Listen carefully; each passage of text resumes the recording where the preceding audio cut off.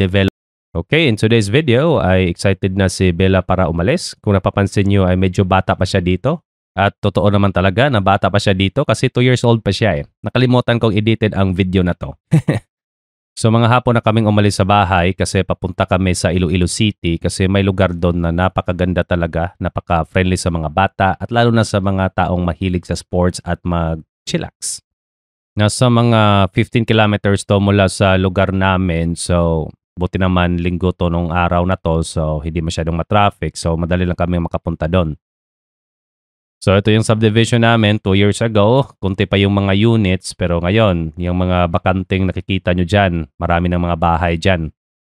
At ito yung destination namin, ang pangalan nito ay ICC, ang iba naman tinatawag itong Cubics Park, kasi ang ICC at Cubics Park ay isang lugar lang. At kaya papunta kami dito kasi kita nyo naman sa video, napakalawak ng field. So kaya maraming mga tao na pumupunta dito para mag-camping, mag-picnic at kahit maglaro ng sports. Actually, nung nag-family day ang company namin, dito hineld, kahit ilang libo kami, nagkasya kami lahat. At mula sa Liganes kung saan kami nakatira, nasa 15 to 20 minutes para marating ang lugar na to. Di naman mahirap hanapin ang lugar na to kasi nasa Iloilo City mismo ito.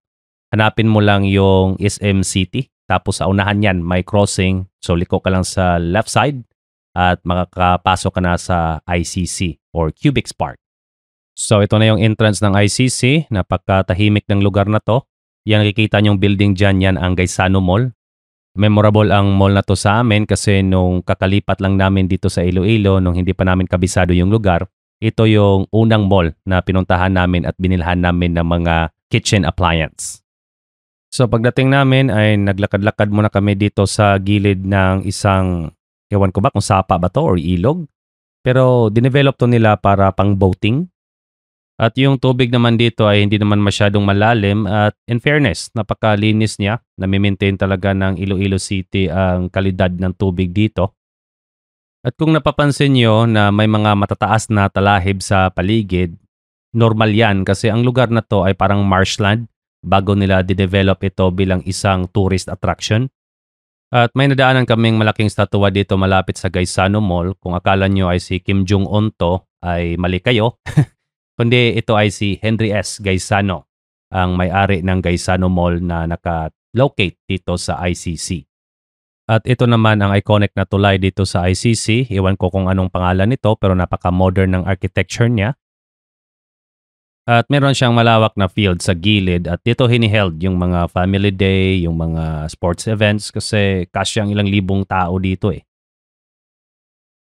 So dumaan kami ni Bella dito sa ilalim ng tulay at kung isa kang tao na medyo may height ay medyo mag-ingat kang dumaan dito baka mauntog yung ulo mo sa ilalim ng tulay kasi medyo mababa siya eh.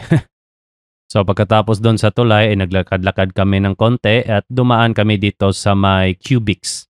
Ang mga buildings dito ay gawa sa mga cargo containers at marami talagang tao dito lalo na pag weekend kasi maraming inuman dito eh at may gig din. At dito lang sa gilid ay makikita mo itong mga bangka na ginagamit pang boating. Nakamodelo siya sa bangka sa Venice. So maganda mag-boating dito lalo na paggabi kasi maganda yung mga ilaw sa paligid at matagal din kayong matapos kasi mahaba-haba din tong maliit na ilog nila dito pang boating eh. So nakaka-enjoy talaga tong lugar na to. Pag pinapasyal namin si Bella talaga dito ay natutuwa talaga siya. At dito natatapos ang aming video guys. So salamat sa panonood.